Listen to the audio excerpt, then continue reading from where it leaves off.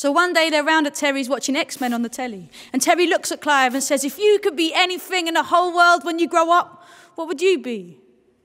I don't want to be nothing, says Clive.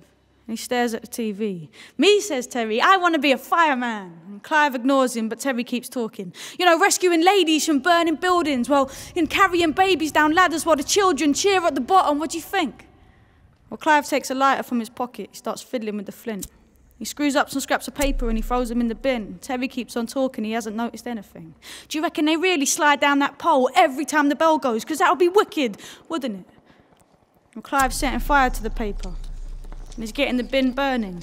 And when he's got a nice little blaze, he's putting it underneath the curtain. Suddenly, Terry sees the flame, says, what the fuck, man, what are you doing? And Clive stands up, looks him in the eye and says to him, go on then, put that out. And then he runs for the door and he slams it and he holds it shut behind him and Terry stands there silent. He looks around panicking, picks up a can of Coke, he throws that on the flames but they just hiss and spit at him and he can't understand why any of this has happened. The fire looks massive to him, the curtains are roaring. He tries to throw a blanket on the flames but he just ends up falling and getting caught in the curtains. And the fire's getting worse and it is burning. There's something on his neck now and it's hurting and he's shouting but nobody ain't heard him because nobody is coming. And that's when Terry starts to cry, but suddenly he opens his eyes and he sees Clive. And Clive's got a bucket of water in his hands.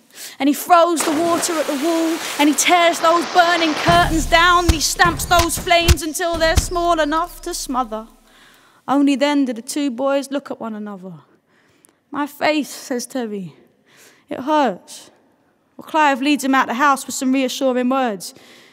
He says, don't worry, mate, that could have gone a lot worse. Puts his arm around his shoulder and sits with him on the curb.